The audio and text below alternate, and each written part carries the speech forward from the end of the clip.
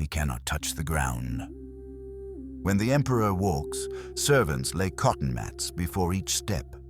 His feet never contact bare earth.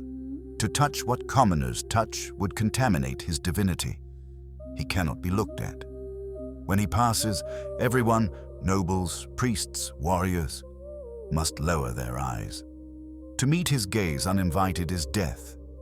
He cannot eat alone. Every meal, 300 dishes, prepared by 100 cooks, served by servants who never raise their heads. He eats behind a golden screen so no one sees the god consume food like a man. He rules an empire of 10 million people, commands armies that darken the horizon, lives in a palace larger than any building in Europe, and he is the loneliest man in the world. This is a single day in the life of Moctezuma II, before the strangers came, when he was still a god. 4 a.m., the palace of Tenochtitlan. The emperor wakes before the sun. He must. The rituals cannot wait. His sleeping chamber is vast, larger than most houses. The walls are painted with images of gods and conquest. Jaguar pelts cover the floor. Feathered tapestries hang from the ceiling. But he sleeps alone. His wives, hundreds of them, live in separate quarters. He summons them when he chooses. They come, they leave. They do not stay the night. No one stays the night. The emperor sleeps with only the gods for a company. Servants enter silently. They have been waiting outside for hours, listening for the sound of movement. They do not speak unless spoken to. They do not look up. The first ritual of the day, bathing. Moctezuma bathes twice daily, a practice the Spanish will later find bizarre. But for an Aztec emperor, cleanliness is divinity. He must be pure, untouched by the filth of the mortal world. The water is heated with volcanic stones. Flower petals float on the surface. Marigold, jasmine, roses. Servants pour it over him with golden vessels. They wash his body without ever making eye contact. He does not wash himself. Gods do not perform labor. After bathing, the dressing. A fresh cotton mantle. He never wears the same garment twice. Each one is woven specifically for this day, then given away to nobles after he removes it. His sandals are gold. His jewelry is jade and turquoise and obsidian. A diadem of feathers marks his status. Quetzal feathers, worth more than gold, taken from birds that live only in the highest cloud forests. By the time he is dressed, an hour has passed. He has not spoken a word. 5:30 a.m. The Templo Mayor. The emperor walks from the palace to the Great Pyramid. The streets have been cleared, swept clean, lined with nobles who kneel as he passes. No commoner may see this procession. They have been ordered indoors, windows shuttered, doors closed. He walks on cotton mats. Step by step, servants unrolling fabric before him, rolling it up behind. The Templo Mayor rises ahead. The great twin pyramid at the heart of the city, 114 steps to the top. 2 temples, one for Huitzilopochtli, god of war and sun, one for Tlaloc, god of rain. The emperor must climb. His priests wait at the base. They bow, the only men permitted to approach him directly. Together, they ascend. 114 steps, in full regalia. In the thin air of the high valley, the emperor does not pause, does not show fatigue. Gods do not tire. At the summit, the sun is rising. The sacrifice has already been prepared. A captive warrior, taken in the flower wars, has been fasting for days. He is drugged, calm. He knows what comes next. He has been told it is an honor. The emperor watches. The priests stretch the captive over the sacrificial stone. The obsidian knife rises, falls. The chest opens. The heart comes out, still beating. The priest holds it toward the rising sun. This is the bargain. Blood for light, death for life. Every morning the sun must be fed or it will not rise. The emperor has seen this 10,000 times. He will see it 10,000 more. He does not flinch. He does not look away. This is his responsibility. He is the bridge between humanity and the divine. Without him, the rituals fail. Without the rituals, the sun goes dark. The weight of the world rests on the man who cannot touch the ground. 7 a.m. The council chamber. After the sacrifice, governance. Moctezuma holds court in a chamber of painted walls and woven mats. He sits on a raised platform, an ikpali, a throne of reeds and jaguar skin. Before him, a golden screen. He will spend the next 4 hours listening. Messengers from the provinces arrive first. They have run for days, sometimes weeks, to bring reports. Tribute payments from conquered cities. News of rebellions suppressed. Requests for soldiers, for priests, for judgment. The empire is vast, from the Gulf Coast to the Pacific, from the northern deserts to the southern jungles, 38 provinces, millions of subjects, all funneling information to this one room. The emperor listens through the screen. His advisors, the Xihuacoatl, the war council, the senior priests, sit below, processing the information. They make recommendations. He decides. A province has failed to pay tribute. What is the response? Send collectors, Moctezuma says. If they resist, send warriors. If they fight, destroy them completely. Leave one survivor to tell the others. His voice is calm. He has made this decision 100 times. A border lord requests permission to marry his daughter to a neighboring chief, a diplomatic alliance that might reduce conflict. Denied. The alliance would make him too powerful. Offer the chief a different bride, one of ours, one who will report to us. Every decision ripples outward. Every word becomes policy. Every command becomes reality for millions of people who will never see his face. By mid-morning, he has adjudicated 17 disputes, authorized 3 military campaigns, and sentenced 2 men to death for corruption. He has not left his throne. 12 p.m. The private dining chamber. The emperor eats lunch. This is not a simple meal. Servants begin arriving an hour before. They carry dishes, clay pots, golden plates, wooden bowls, turkey and chili sauce, venison with tomatoes, fish from the lake, fish from the sea, tamales stuffed with beans, with meat, with fruit, vegetables in sauces of 100 varieties, chocolate, frothed and spiced, 300 dishes. Every day, prepared by a staff of cooks who work through the night. Moctezuma sits behind his golden screen. He points at what he wants. Servants bring it. He eats with golden utensils, chopstick-like implements that keep his fingers clean.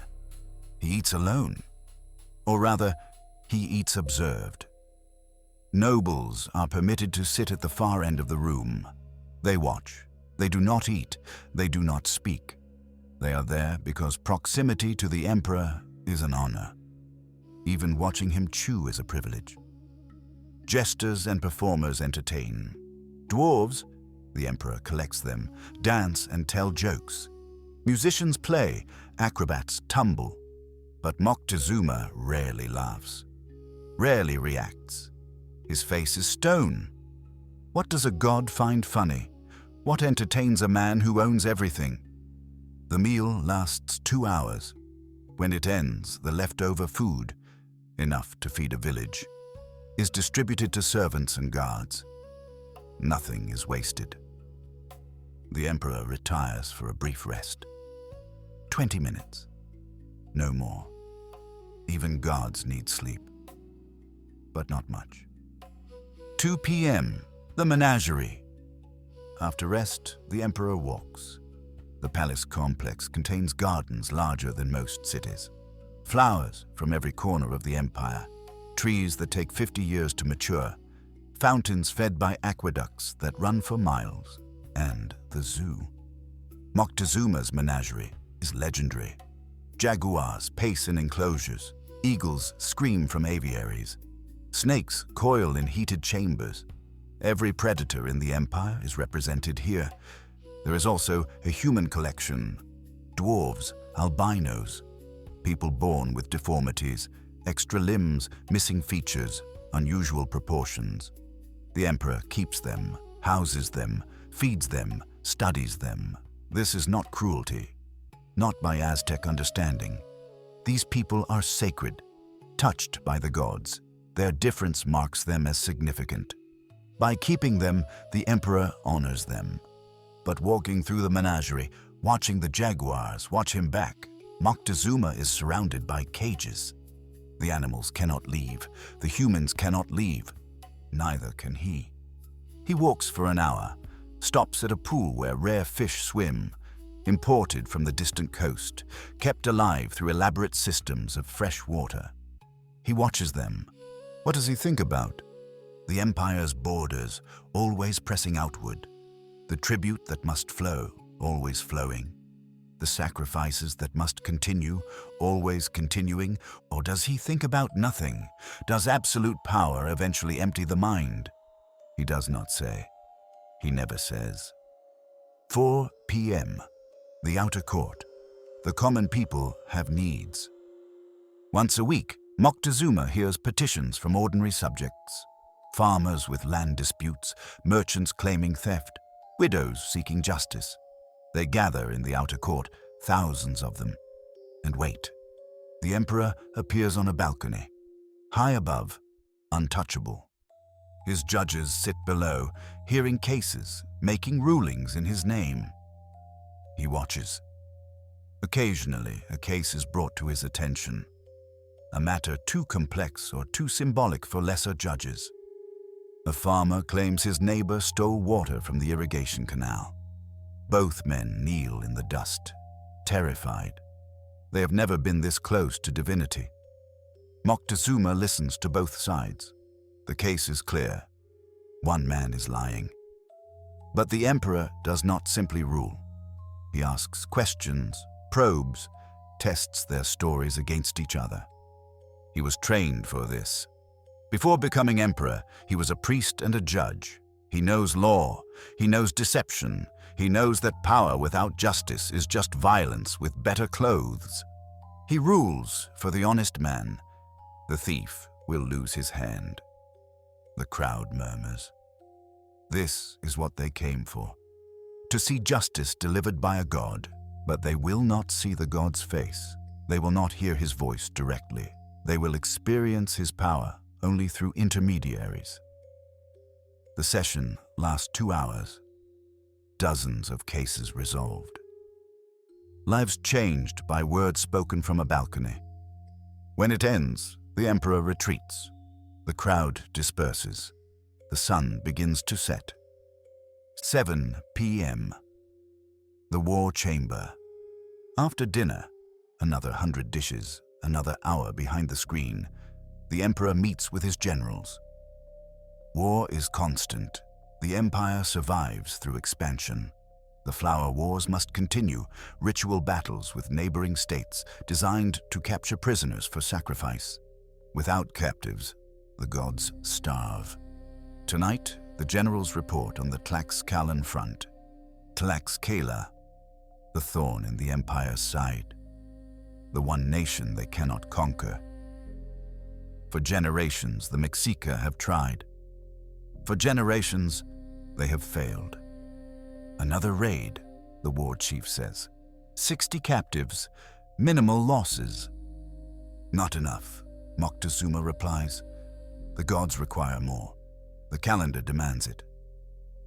The great ceremonies are approaching. Thousands of hearts will be needed. The generals must produce them. They discuss strategy, troop movements, alliances with vassal states, the slow strangulation of Tlaxcala through economic pressure. Moctezuma listens, decides, commands. But even here, surrounded by the most powerful warriors in the Americas, he is alone. They fear him, they worship him, they would die for him without question. But they do not know him. No one knows him. To know the emperor would be to see behind the mask, and the mask can never come off. The meeting ends. The generals bow and retreat. The emperor is alone again. 10 p.m. The private chambers. The day is ending. Moctezuma performs the final rituals. Prayers to the gods who watch over sleep. Offerings of incense and blood. His own blood, drawn from his earlobes with obsidian spines. The emperor bleeds for the gods like everyone else. He removes his regalia. Servants take it away. It will never be worn again. He bathes a second time. The day's contamination washed away, and then, finally, silence. The chamber is dark. The city outside is quiet. Curfew has emptied the streets. Only the guards remain, standing watch at every door. He lies on his sleeping mat. Jaguar pelts above and below. What does an emperor think about in the darkness? Tomorrow, the same rituals, the same sacrifices, the same petitioners and generals and priests, the same 300 dishes, the same loneliness wrapped in absolute power. He is 50 years old. He has ruled for 15 years. He will rule for 2 more before the strangers come. But tonight, the strangers are still rumors. The omens have begun, but their meaning is unclear. The fire in the sky is just a fire. The bird with the mirror is just a story. Tonight he is still a god. Tomorrow he will wake, climb the temple, feed the sun, and the world will continue. Because he demands it, because he carries it, because no one else can.